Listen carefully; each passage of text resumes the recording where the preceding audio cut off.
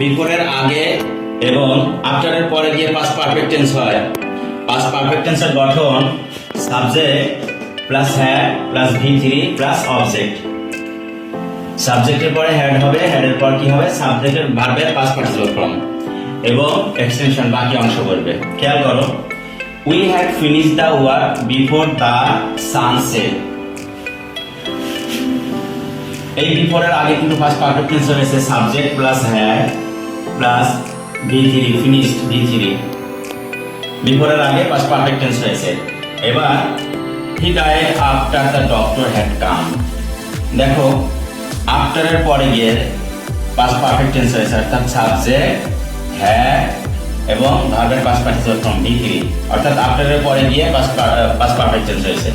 দ্বিতীয় সেন্টেন্সটা আমরা খেয়াল করি, we had reach the station.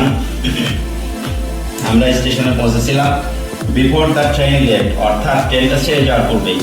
এখানে কিন্তু বিফোর আছে, বিফোরের ঠিক পূর্বে কি হয়েছে? পাস্ট পারফেক্ট টেন্স হয়েছে, সাবজেক্ট হ্যাড এবং V3 অর্থাৎ ভার্বের পাস্ট পার্টিসিপল ফর্ম।